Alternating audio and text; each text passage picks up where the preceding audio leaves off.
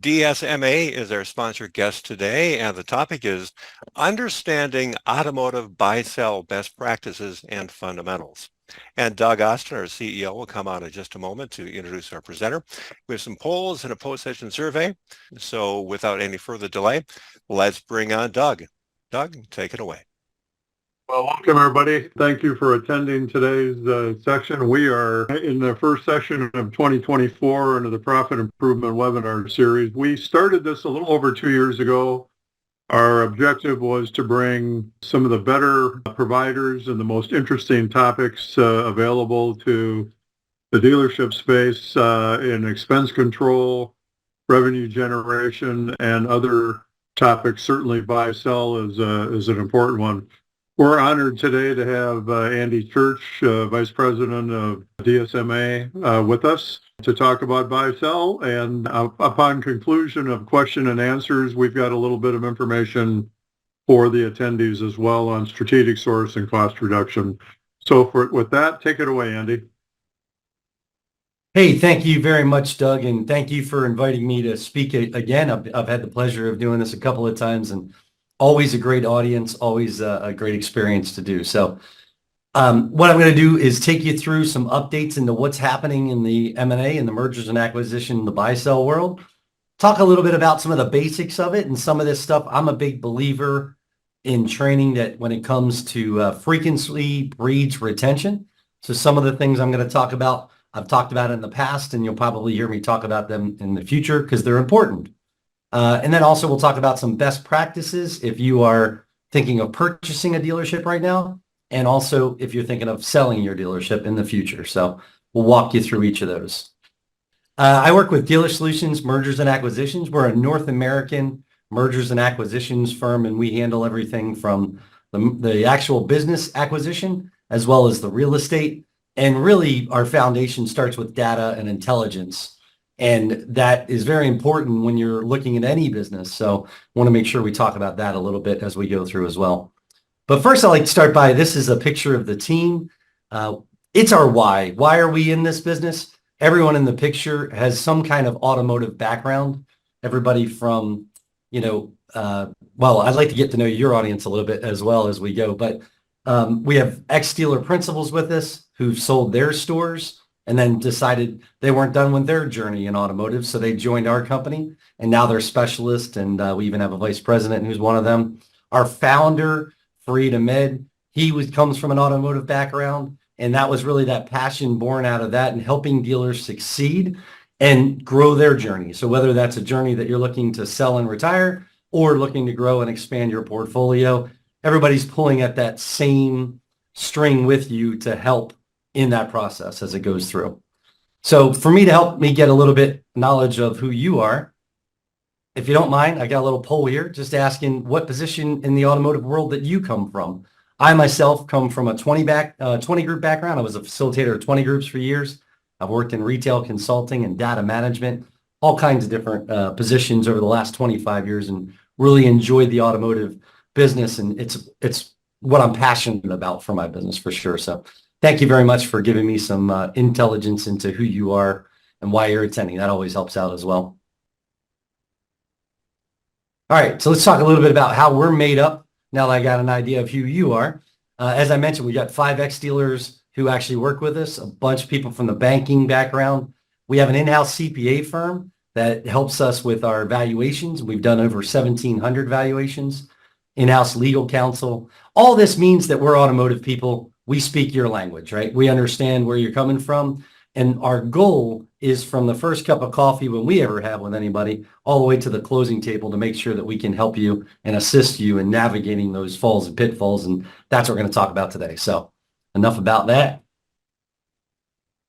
Coverage-wise, we handle all of North America, so we're all over. But our goal is we have global reach, so we even have contacts in Europe and throughout the rest of the world, and then local understanding. So our individuals, and you can see the flags here, live in the markets where we work. So our goal is to always get to know the dealers at the local level, who they are, and what their goals and aspirations are for their business and their journey.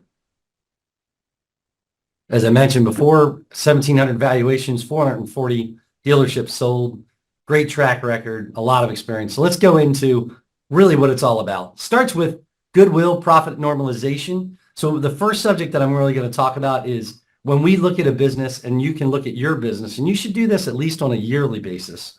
I spend a lot of my career doing business planning with dealers, helping them plan for where they should go and how they grow their business.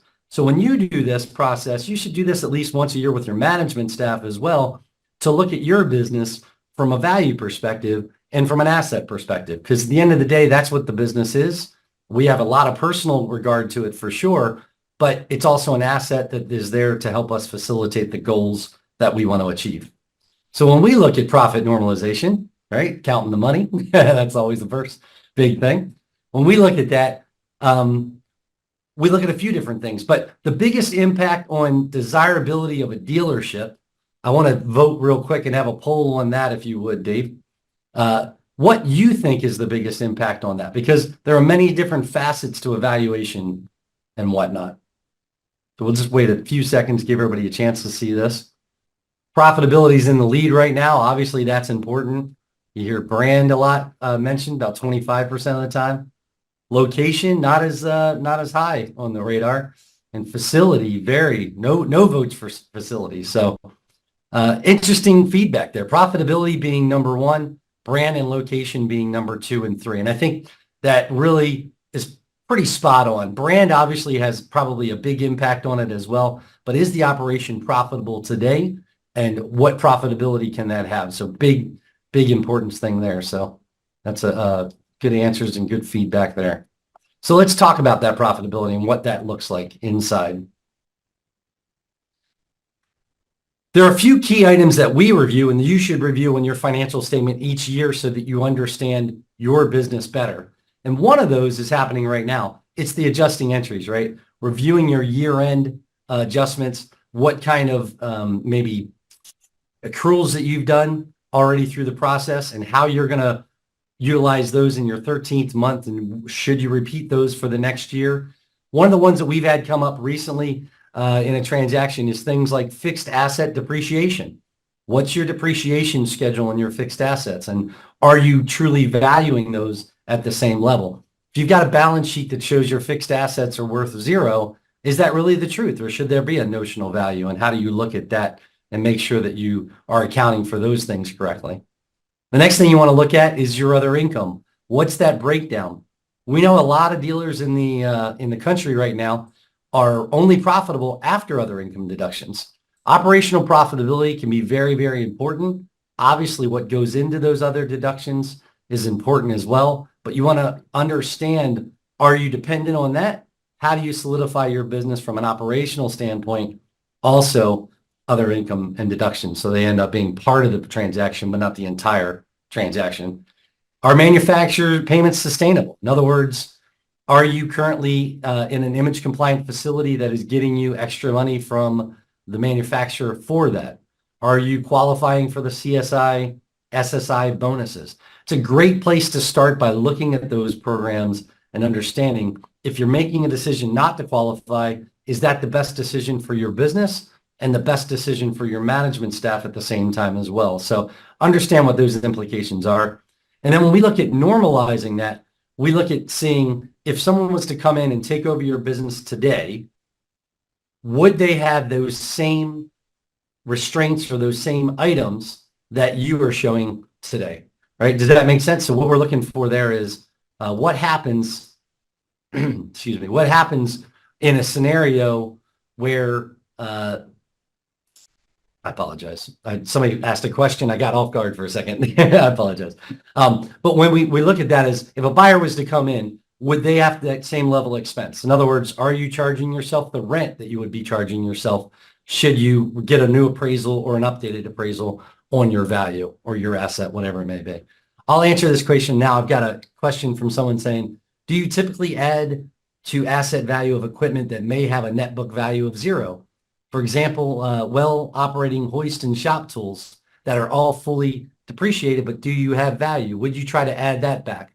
The answer is yes, we would. Those are one of the normalization things that we would look at to try and make sure that you're getting the value for what the asset is. There are even companies out there who will do an appraisal of that for you as well if you want to come out with a more determined value. But yes, just because it's marked down to zero doesn't mean it doesn't have any worth in a transaction going forward. So thank you for the question. Again, when we look at the normalization, we're typically looking at 4 to 5 years, especially now with post-COVID. So we want to see what your business looks like pre-COVID.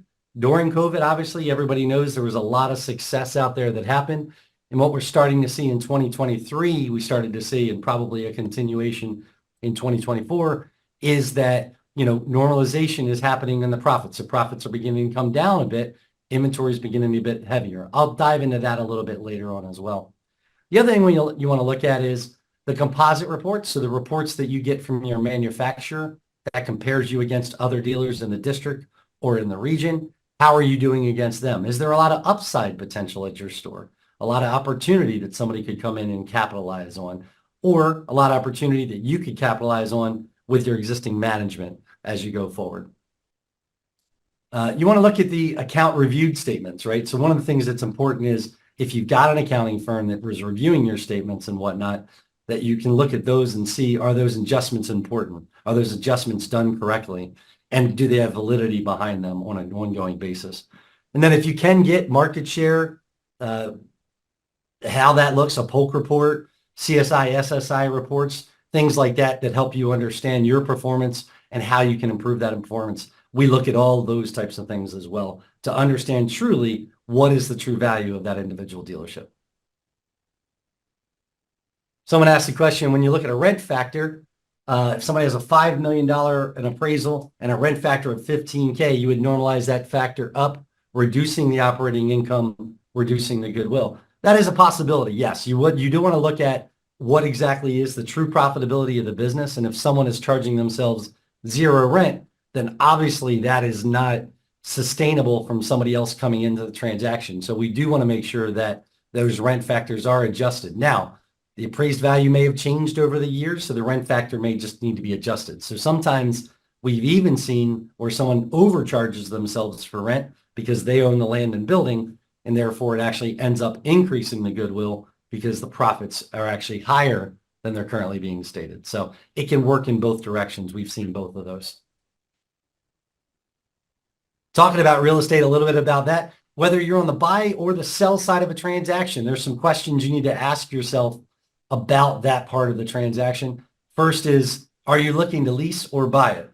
So if you're on the buy side, is that important to you? Do you have to own the property? Do you want to own the property? Or is money a particular factor from a funding perspective, and maybe you would prefer to do a lease? We've seen a lot of transactions where they do a lease for 2 years or 5 years with the option of purchasing or the obligation to purchasing. If you are a seller, and this is a little bit of a tip, and I'll probably talk about it again later on, but if you're a seller, is leasing the best thing for you and your family in the long term? In other words, if you don't have a obligation to purchase, but yet an option to purchase, what happens at the end of that lease if they decide not to renew?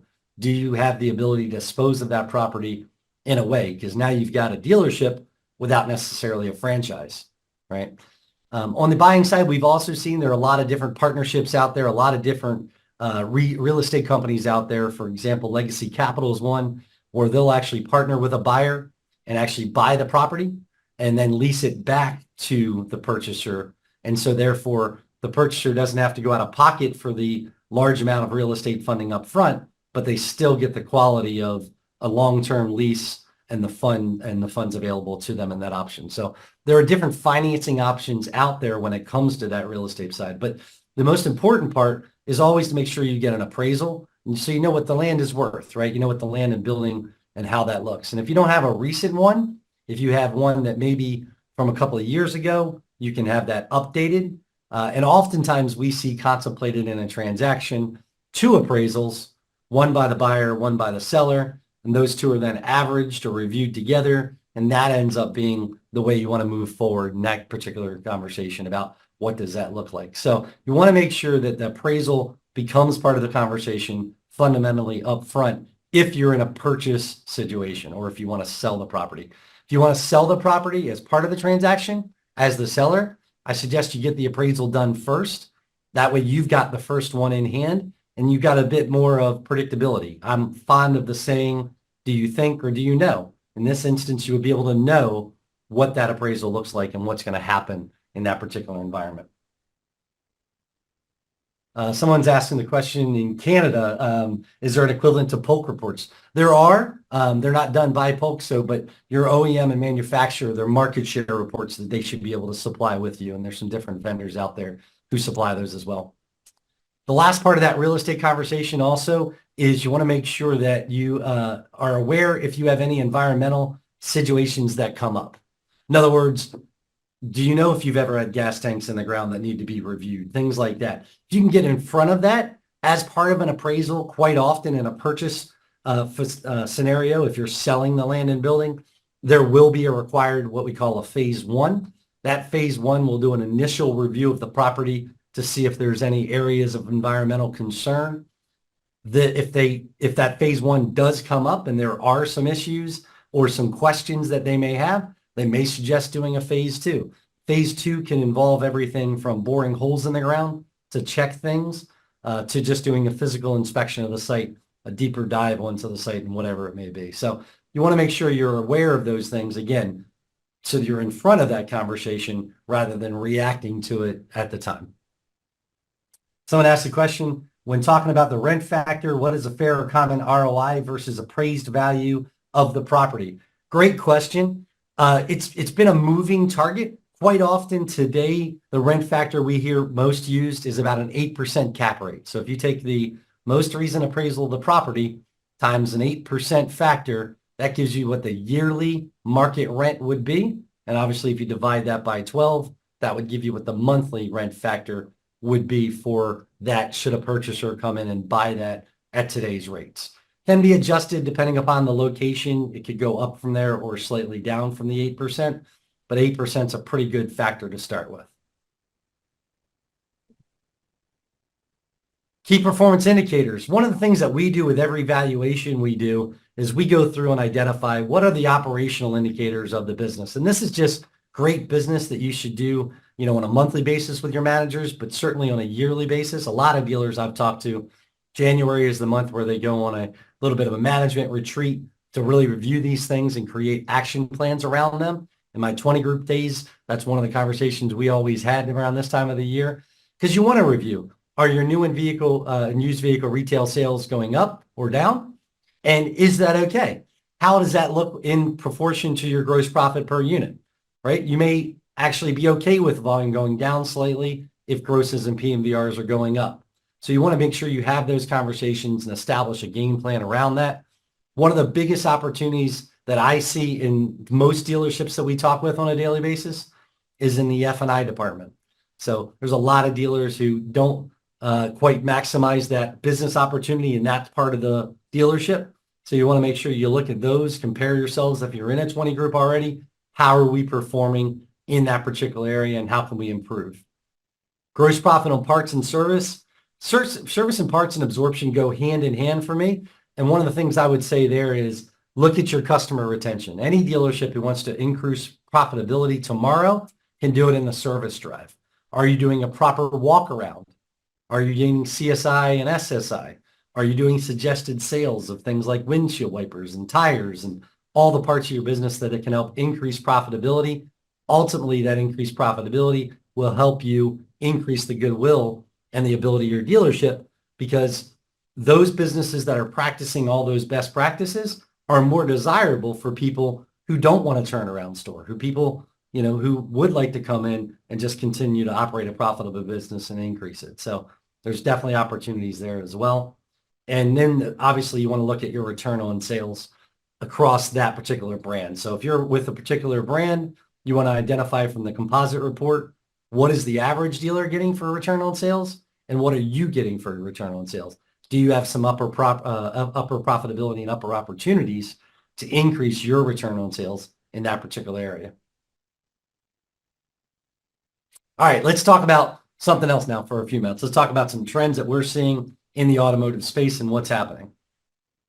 So last year when I presented this chart looked a lot different. You can see here in 2016, 2017, 2018, profitability, retail volume, and interest rates were low. COVID happened. Since then, we've seen some changes. Last year, I talked about supply chain issues, inventory shortages, electrification, the economy, succession planning, agency model. There was a lot of fears out there and a lot of things that were just not quite sure what they were happening and what was going to be. Now, what we started to see is inventory is normalized. But along with that, profitability has started to normalize as well. And I think NADA or Automotive News reported last week that the average dealer profitability is down about 30% year on year from the high of the COVID days. And I think we all knew that that was eventually going to happen.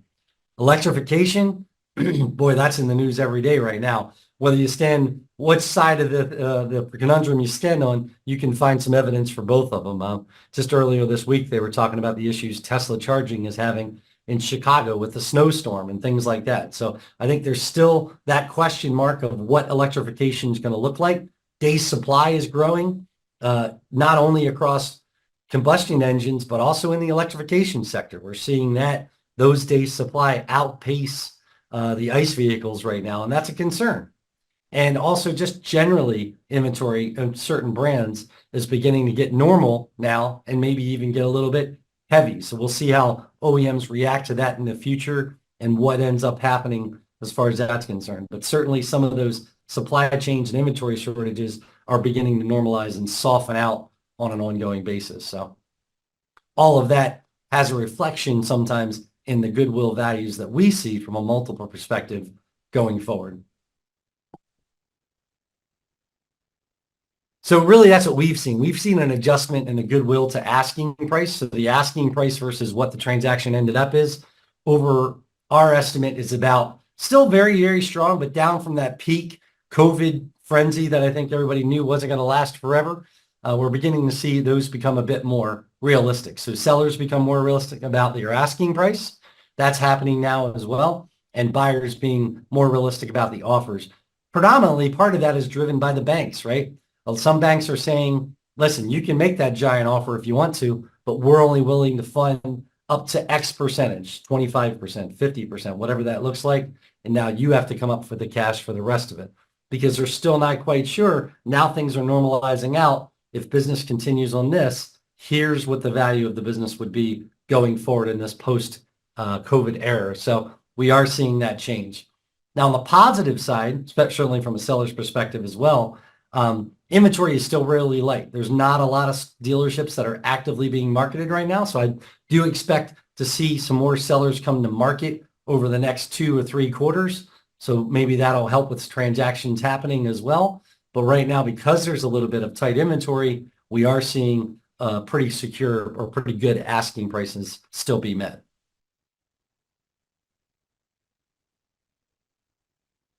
All right, let's talk about the whys.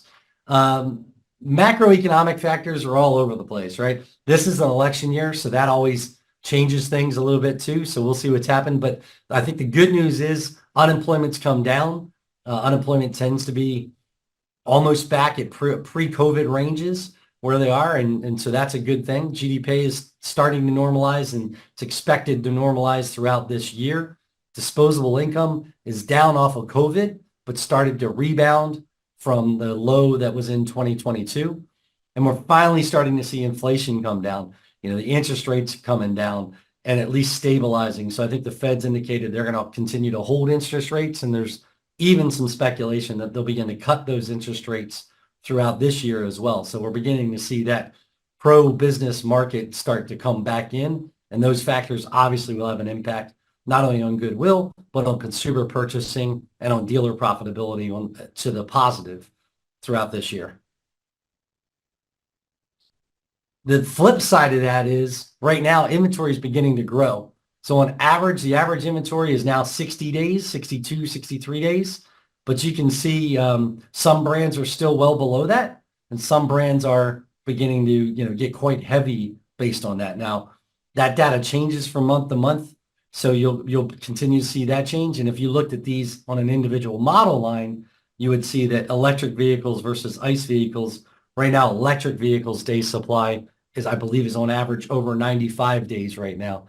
And on the ICE side, we're still sitting in that 60 to 75 range. So still some opportunity there, but I think you're going to begin to see manufacturer programs to help move inventory begin to really ramp up throughout this year, if these trends continue. Average transaction vehicle on, prices on vehicles. Here's what you can see though. You can see that basis 22 versus 23 on the new vehicle side, we're actually seeing modest increases in the year-on-year transaction price. So more heavily built cars, maybe more accessories, larger, part of that inflation thing was a lot of OEMs raised the base price on some vehicles, so that transaction value has gone up. On the used vehicle side, we don't see the growth that we did. 21 to 22, we saw a lot of growth. 22 to 23, it's starting to level out. SUVs are almost on par with where they were a year ago.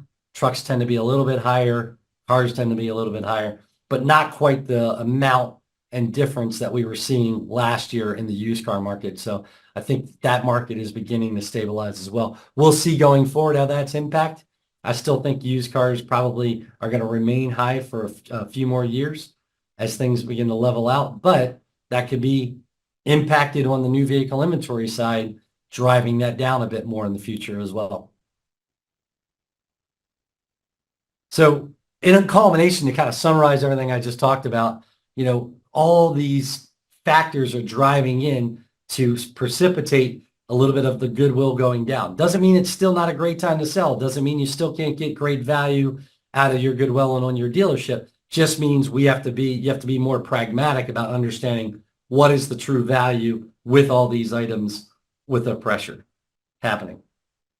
From a multiple perspective, and I think this is a very positive thing as well, you can see here, luxury tends to still be top dog multiples. These are the US multiples. Luxury still tends to be in that top band, in that top bracket. As you go to the middle tier, you see it starts to come down a bit. And then we see some of the volume and the domestics down in the lower range, but still not a bad range, 2.5 to 4. You know, you see a lot in that sweet spot of that 3.5 to 4.5, for example, Ford. So still a lot of desirability in that.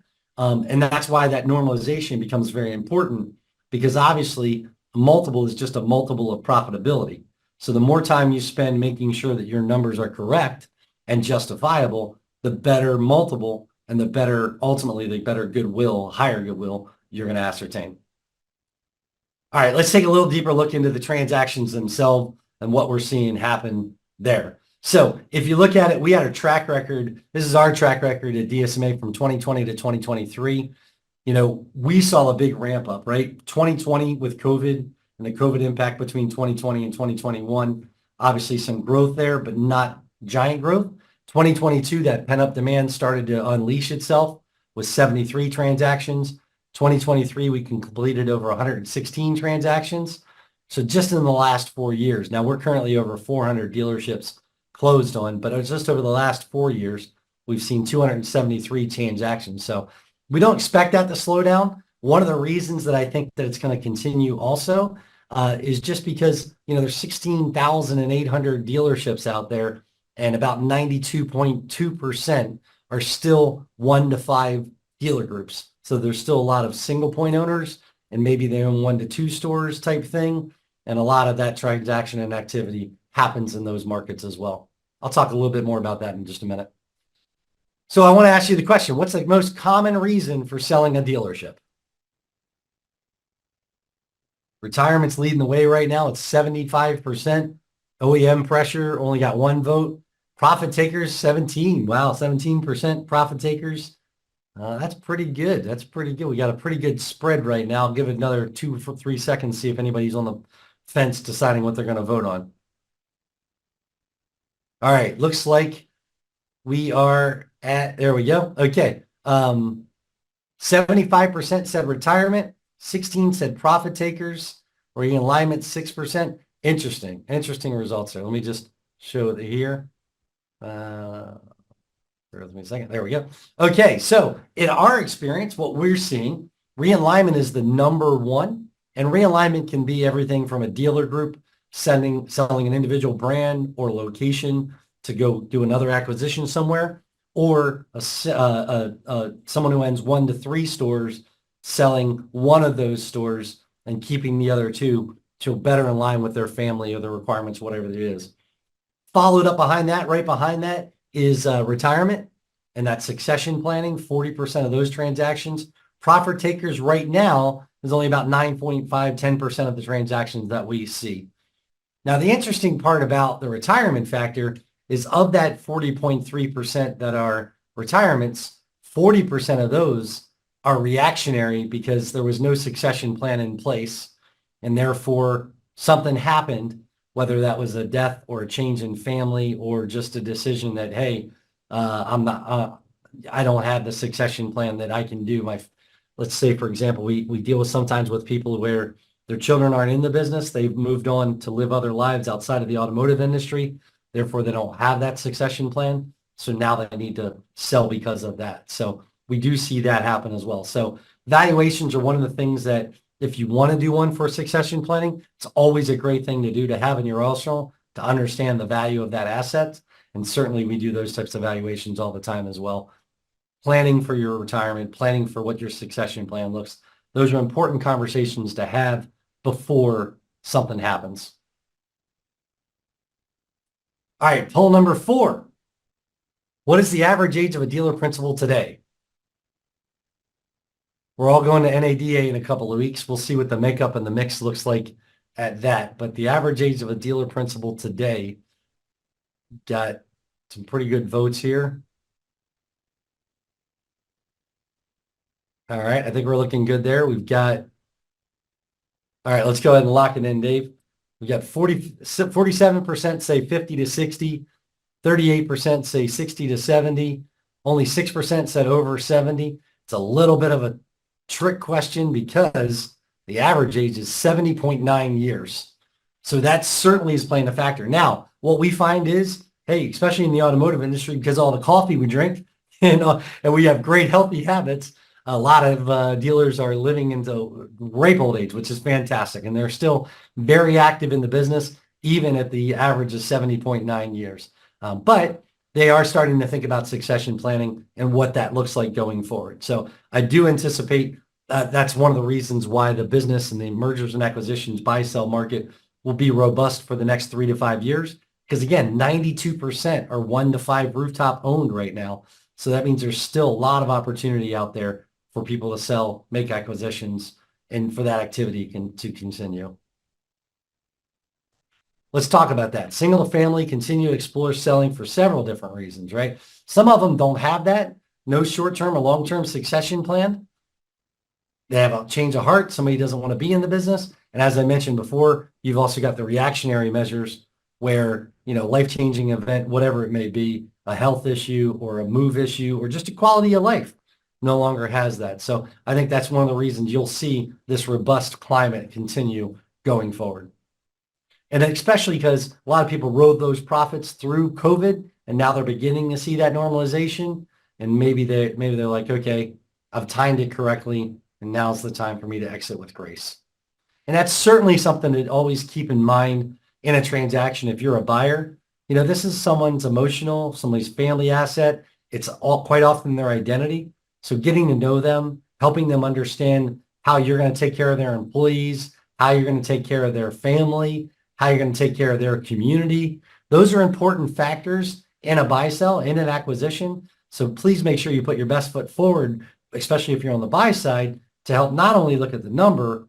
Quite often we have transactions when it's not just about the number. It's about, are they going to take care of my key employees? Are they going to take care of the local community and invest in the local community? Or are they just looking to change everybody, take over and run the show themselves? So some of those things can be very important in a transaction, especially in a family-owned business.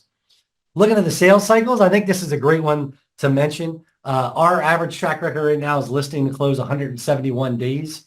We have seen that come down. So historically, pre-COVID, 10.7 months to close a transaction from the day we listed it till the day the dealership closed. Most of that portion was typically, or is typically still today, the OEM approval process. So the manufacturer approving can, in most states, they have 60 days from the day the package is considered complete and submitted. Now that's the catch, because it could take sometimes, depending upon who you are and if you have any assistance in doing it, it could take you 30 to 45 days to put together that application for the OEM. So you want to be cognizant that that clock really doesn't start for the approval until all your documents are in their hands and they're ready to go. So that typically is the longest part of a transaction to close. But COVID, we saw a little bit of a lengthening of that at 13 months. And the reason is people were working remote. Systems weren't in place to handle how do we send packages around? How do we UPS and FedEx and everything else? So over the last couple of years, the OEMs have done a good job of finally getting in front of that, figuring out better systems that are less timely and less time consuming on that. So in 2023, we saw our average transaction close in 7.1 months. The fastest deal we've ever done, 3.4 months, because you still got to go through some of the process in order to get there. And the longest transaction we ever saw is 2.5 years. So sometimes that happens as well. But typically, again, we're in that right now, 7.1 months or so, 7 months. So if you were listing your store today in January, you could expect to close within this year. And certainly in the US, as long as you are, if you're looking to buy or sell, if you're engaged in a letter of intent by that April timeframe-ish, you will be able to close that transaction in this year with both parties working towards that goal. Looking at brands that have the highest ownership turnover, I mean, some of this just makes sense when you look at, who's got the largest networks in the country and in North America total. GM, Ford, Chrysler, they have the largest networks. Go back to that statistic I showed earlier, average age of a single point owner, or average age of a dealership owner, 70.9 years. So a lot of those people are in that retirement phase, and some of those are in that reallocation phase. So that's why we're seeing the largest amount of transactions across those three brands. And then the next four brands are volume brands that are, very interesting brands going through different phases of their own lives in their own ways. But we see a lot of transactions in those. Luxury has the lowest turnover. And obviously that's partially because it's very, very profitable and multiples are very strong. And a lot of those businesses are very secure and they're valued assets. So people want to keep them. All right, let me give you some advice. Switching gears now. If you are buying a dealership and looking to buy a dealership, I'll give you some advice here. Some common mistakes that we see people make. One, making your offer too complicated. If you make your offer a Ouija board of, if they do this, I'll give you this, and if this happens, I'll give you that, and keep your offer simple to understand, right? Goodwill, fixed assets, real estate. What are you going to do with my employees? How do we keep those things together? Going in too low. Quite often we see buyers make a mistake. They go in, they go, hey, I'm willing to pay X, but I want to make sure that I don't leave a penny on the table. So I'm going to go in down here at this one to start with. Well, they end up sometimes upsetting the seller and they don't get a counter. They don't get a second chance to go at that. They've offended the seller. And now the seller says, I'll move on to somebody else who's more serious. Sweating the small stuff, right? You don't have to get down to the minutia on day one. You want to get something in place that's a fabric from a letter of intent standpoint, and then you can work on the details as you go through. Not visiting the market. We recommend that you always visit the market. You don't necessarily have to tour the dealership before you put in an offer, but we do recommend that you do your own market research before you make an offer, understand what that asset looks like and how it fits into your portfolio. Nobody gets more frustrated on the seller side or the buyer side when somebody makes an offer, then does some more research, and then they end up rescinding that offer. You've wasted everybody's time, and that's not going to be something that's looked favorable because word gets around. So the next time you try to do something or make a transaction, word gets around and you may not have a chance at that. Sharing details, this is a big one for us. Confidentiality is number one. Remember, if it was your store, you wouldn't want word to get out that you were possibly listing or selling your store. And if you're buying a store, you don't want to get a word to get out about that necessarily either, because either way, the rumor mill can hurt your employees. It can hurt, your business transactions on a daily basis in the local community as well. So confidentiality is very, very important. Procrastinating, transactions move quick. I often say that we move faster than most of our clients do, and sometimes we have to be patient with them, but don't procrastinate. Don't procrastinate. Don't think that that's a negotiation tactic, procrastinating. You want to make sure that you're engaged and continuing on it. Please use, obviously one of the big things is to use professional advisors.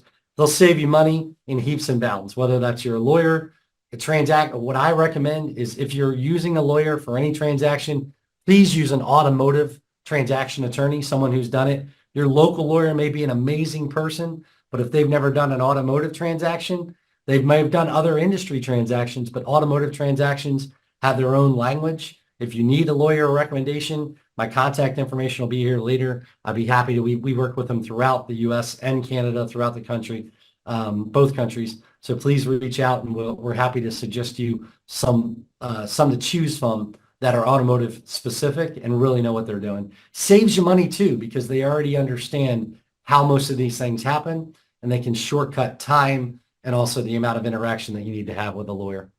Not checking with your lender. You want to make sure that you can get financing and funding. And obviously one of the great things to do if you can keep an offer uncomplicated is if it's a small enough deal, make an all cash offer. A lot of times that financing contingency can be a little bit of a worry for a seller. So if you can make an all cash offer with removing a finance contingency, then obviously that's something that makes your offer more desirable as well. And as I mentioned before, please make sure you consider the human factor. Things dealers worry about, especially if they're selling, is can this buyer complete a transaction? Do they have the finances to do it? And do they have the OEM approvability to do it? So one of the things OEMs are looking for today, and if you're a buyer, you need to look at yourself and say, do I meet these requirements? Do I have my sales satisfaction? Do I have my customer satisfaction and service? And do I currently meet my sales effectiveness or market share, or whatever that term is that your OEM is currently using to evaluate how well you're selling on the sell side? They want to see that because that's going to be a factor in getting you approved for the transaction. So you want to make sure you've got those things ready to go with your letter of intent, with your offer, so you can show not only is mine a great offer, but I'm also the person who can get approved on all these factors. And obviously I'm going to take care of your employees as well. That's always an important factor as well. All right, so that's common mistakes on the buy side. Oh, sorry, one other question I got, and I guess I'll answer it here on the advice for sellers. New question popped up. What ballpark goodwill are you seeing for stores that are losing money? That's a great question. If you've got a store that's currently losing money, that doesn't mean it's worth zero. That means it's worth what we use the term quotas value, which is basically how much would it cost to start that store up and run? And if you think back earlier, the poll I asked, what are the factors that have the most impact on goodwill? I asked profitability, brand, location, and operation. So in other words, the people and whatnot, and the facility. Those 5 items. So if you take profitability out of that, those next things are going to be the ones that determine it. So what's the sales volume, planning volume of that store? Is it in a town of 500 people or a town of 1 million people? Obviously, those are going to have 2 different numbers on them. Is it requiring a brand new facility because the facility is not image compliant? And a lot of times manufacturers, as part of a buy sell, have that leverage to try and get the facility upgraded to where they want it to be, which means you need to account for that as well. Sometimes that can have an impact on the goodwill value at that point in time too. And what's the operation look like? In other words, do you have long-term staff members that are secure and know what they're doing in the business?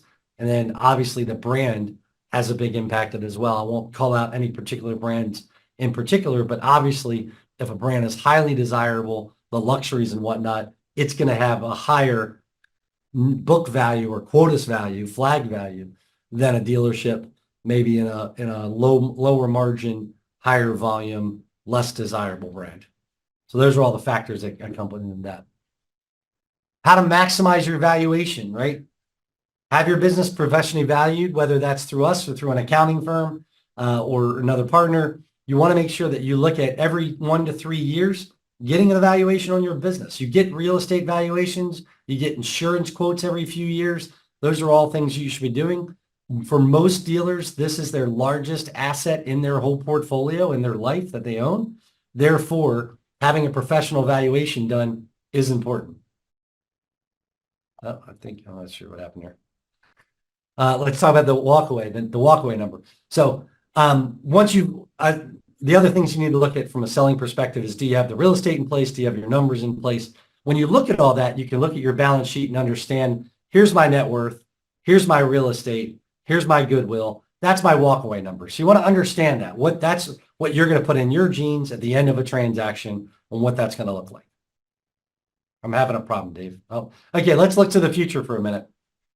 Looking to the future, a few different things that we've talked about in the past, but continue to be out there. Agency model, and what does that look like? The economy, obviously, and interest rates. This is an election year, but right now it looks like interest rates are going to hold or go down, which would be fantastic. People, all my problems have two legs, right? So people and staff, facility imaging, right? Whether or not you're due for one now or you're image compliant, that's important. Electrification is going to be a challenge, just continuing going forward. It's a lot of pressure on dealers to continue to buy chargers and other equipment. Some equipment's already becoming outdated and need of updates, so that's definitely going to be a concern. And lack of a succession planning. So if you don't currently have a succession plan, I suggest you spend some time this year sitting down and looking at that and understanding what that looks like, and then balancing the inventory levels to make sure that you get the ideal inventory that you can to maximize your profitability on each vehicle line. All right, let me ask you guys, out of all the ones that I listed there, what do you think are the biggest challenge that you're going to face from a dealer perspective over the next 5 years? I would give it just a minute. Oh, wow, pretty evenly matched. Everything coming in, last couple of votes. Okay, all right, let's lock it in there. 41% believe the economy and interest rates are going to be the biggest impact. Yeah, that's a big concern for sure. Succession planning and electrification, OEM balancing come in next. And then the agency model is something that's still on the back of the radar. So I'd agree that all looks really good. Last year, I made a quote, and I just say it still holds true today. Whatever changes are coming, dealers are still going to be at the center of the automotive retailing. Whatever changes are coming, dealers are still going to be at the center of automotive retailing. And we're seeing that more and more as I travel around to the states and the state associations, the NADA, everything coming up. That's what we continue to hear is franchise laws are actually getting stronger in some places. Dealers are getting more savvy. We're still going to be the center of this. And that's our goal and our passion, is to continue to work with retailers to make that happen and make that a reality. All right, Dave, over to you. Okay, thank you, Andy. And Doug, you can activate your camera when you're ready to come on. There you are. Everyone, you can ask a question via that Q&A button at the bottom of your screen. We'll cover as many as we can. Here is one, Andy. How does DSMA see EVs affecting valuations in the future, including the purchase of chargers?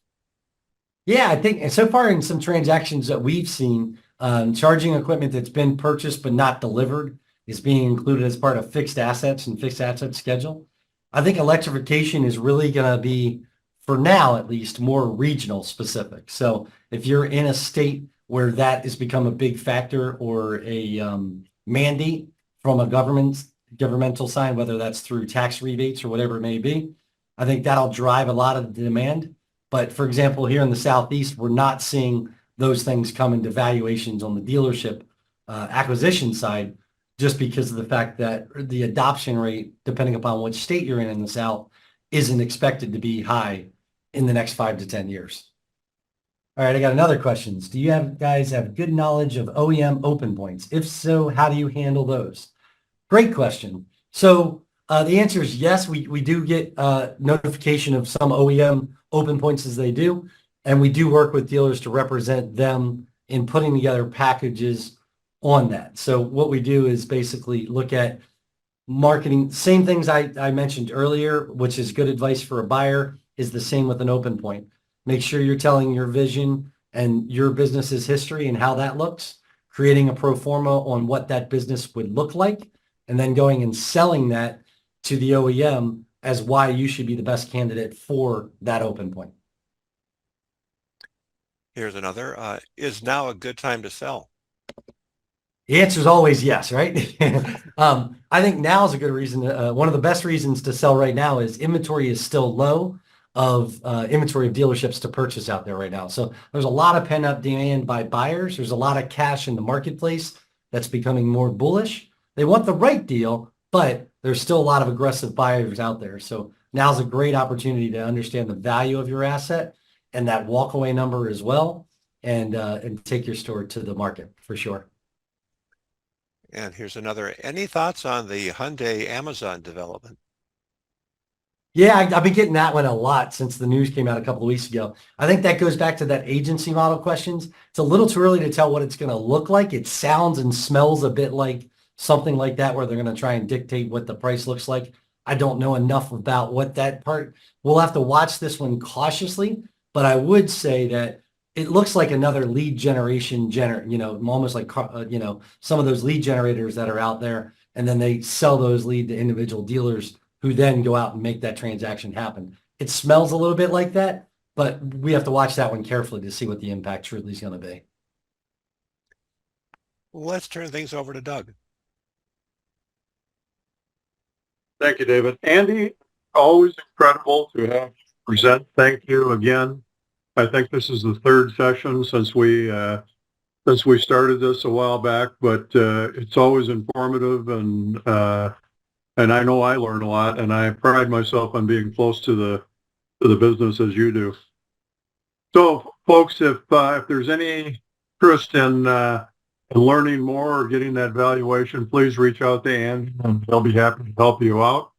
If you're interested in a copy of today's presentation, just take a snapshot of that QR code, and we'll make sure that we get that off to you right away, and be able to answer any questions. As Andy said, he will be at NAD, and I've invited him to base his operations out of our booth there. So if you want to get in touch with him, that's a good place to meet up as well.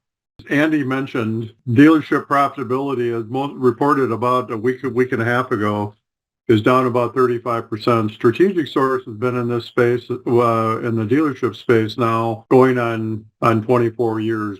Some dealership facts you know, there's about 150 expense categories the dealerships navigate through each and every day.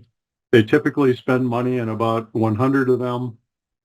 Dealers will typically spend 5% of sales. So a $100 million group will spend $5 million on supplies and services. They tend to have at least 4 suppliers, and sometimes as many as 200, believe it or not, per expense category. The opportunity, if you want to get after the cost reduction and profit improvement, is really 25% of that spend. So a $5 million spend is equal to about $1.25 million on the cost reduction front. We also know that 95% of dealerships are roughly decentralized, meaning there is not a purchasing department out there. So again, most dealers have a broad scope of responsibility. They're tactical, they're short-staffed, they don't have a plan. Some of the challenges, they're overpaying for supplies. There's a broad scope, too many suppliers, too many invoices, new discounts and rebates. And with that, the opportunities are immense, not only on an annual or monthly basis, but would you start to look at that year over year. So I won't spend much more time on this, as we're almost at the top of the hour. But if you're interested in learning more about the 5 or 6 ways Strategic Source can help you reduce costs and drive profitability, certainly reach out to us in that QR code that we referred to earlier, and we'll be happy to circle back with you and answer any questions we can. Well, again, try to reach out, sales@strategicsource.com. We'll be happy to get a copy of the deck out to you today, and answer any questions that you have. Thank you very much for attending our first profit improvement webinar series in 2024. Keep a watch out. We've got a number of large expense categories, buy-sell topics that we plan to cover yet this year. So thanks, and we look forward to seeing you again. Bye now. Thanks, Doug, and let's pop up the post-session survey. We'd love to get your feedback on the time. You spent an hour with us. We'd love to know what you thought. So thanks, everyone, for attending today, and we look forward to you joining us on future profit improvement webinar series sessions with Strategic Source. Thanks and have a great rest of the week, everyone.